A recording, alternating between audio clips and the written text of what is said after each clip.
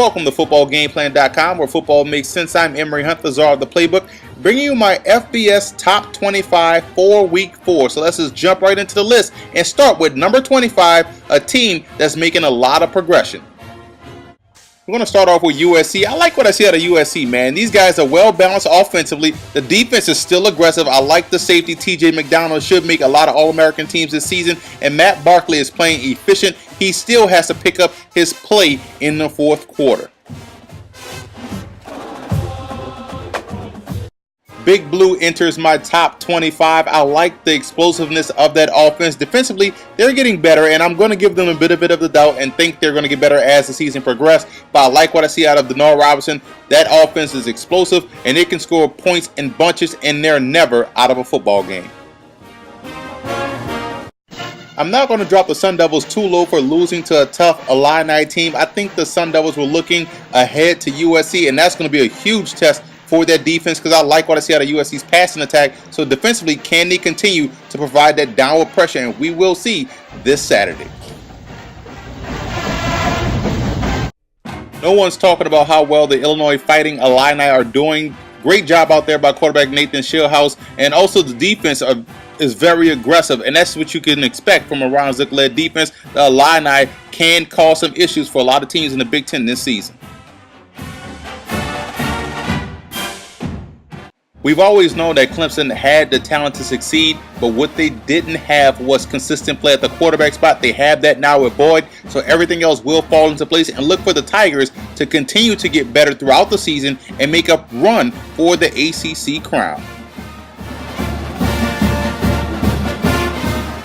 Now that the dust has settled, let's look at what TCU does well. They are getting better defensively. Week 1 was an aberration. They've improved each and every week, and I think this offense will continue to improve until they face a tough opponent again in SMU in 2 weeks. So look out for that ball game as a litmus test of how well they've gotten better. I'm not going to drop Michigan State down too far. I think they're still a solid team overall, even though they lost to Notre Dame. But Notre Dame gets a lot of credit because they are a very solid bunch. So I'm just looking at what they can do to progress. Cousins has to do a better job of throwing the football down the field, and defensively, they got to get more aggressive and get after the quarterback. The reason why I have the Oregon Ducks at 18 is due to the fact that they wilted on the biggest stage against LSU. So I really don't care who they play or how many points they score against these guys. Until they play someone of note, the Oregon Ducks will remain around this area until they prove they could beat a team that has a top defense. Big game this week for the Mountaineers against the LSU Tigers. Let's see how well Geno Smith does against that aggressive Tiger defense. But I like what I see out their defense. West Virginia has a defense that can get after the quarterback, and that could prove to be a huge success against LSU. Look out for this game as an upset special. One of the surprise teams this year are the South Florida Bulls. You look at what they've done. They beat a sound Notre Dame squad on the road. They were able to knock off Ball State, and they just raped Florida A&M last weekend 70-17. So this team, if BJ Daniels can continue to improve his passing, this could be a team that can make noise in the Big East this year. Everyone has fallen in love with the Baylor Bears. I have as well. But let's see what they do once they get into conference play in the Big 12. You have to like Robert Griffith III, the way he's playing quarterback this season, and he should be able to get invited to New York because he's putting up a phenomenal season, outstanding talent, and that defense will get better as the season progresses. The Nebraska Cornhuskers have shown they can put up points on anybody, but offensively, can they convert on third downs consistently? That's the biggest question. And defensively, can they eliminate the big play? That's what plagued them all season, but this team has enough talent to keep making noise in the Big Ten this year. Next up are the Florida Gators. You have to like what you see out of John Brantley. Looks a lot more comfortable in that Charlie White's offense. Defensively, they're very aggressive, and they're going to cause a lot of teams issues in the SEC. So keep an eye on the Florida Gators. If they can find some type of production out of the running game, this team could be very dangerous.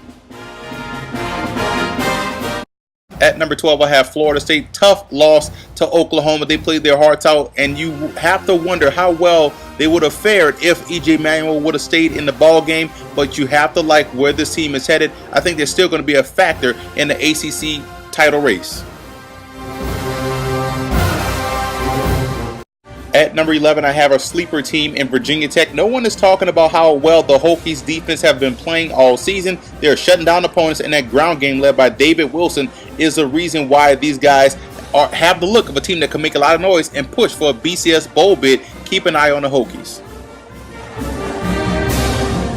I'm keeping South Carolina at number 10. It's tough to go against Navy. I don't care where you play these guys. That option is always tough to defend. And they did a great job at the end to come away with the victory. And big props to sophomore tailback Marcus Lattimore. He should be in New York this season for Heisman Trophy consideration.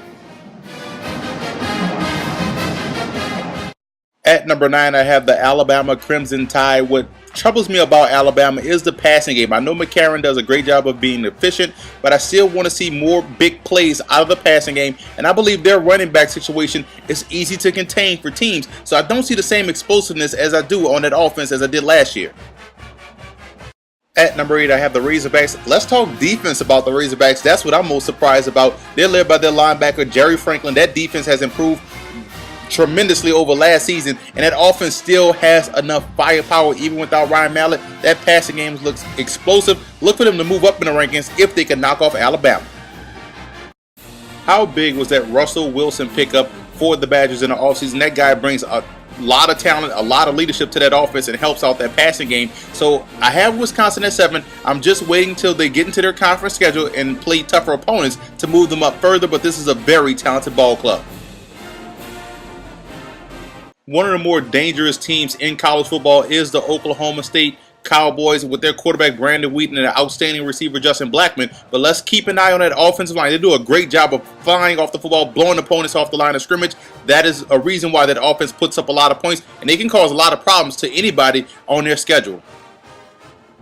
At number 5, I have Texas A&M. I think they're a little bit better than Oklahoma State. We'll see this week when they face off against each other. But you look at the ground game with Gray and Michael. These guys are awesome defensively. Even without Von Miller, this team still can cause pressure, and that's why I have them in my top 5.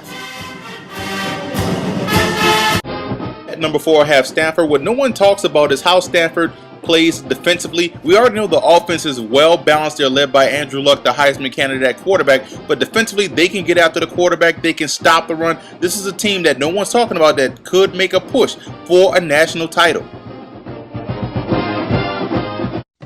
All it takes is for one team at the top to continue to lose, and Boise State will find themselves in the national title game. I like Kellen Moore as a Heisman candidate, a serious Heisman candidate, and an NFL quarterback. The running game is very solid, and overall, this team is one of the more balanced teams in the country. At number 2, I have the LSU Tigers. You look at what they do well. They can run the football against anyone in the country. Defensively, they're the best defense arguably in the country. The biggest question is the quarterback play. If they can get some type of offense out of that passing game, some type of production, this team could be number 1. At number 1, I have the Oklahoma Sooners. I really like what I see out there defense. They're very aggressive defensively, and that puts a lot of pressure on opposing offenses. Offensively, their O-line really leans on opponents, and that's the catalyst to them having success in the passing game, and that running game is very underrated, and there's no reason why, as of right now, Oklahoma can't finish the season number 1.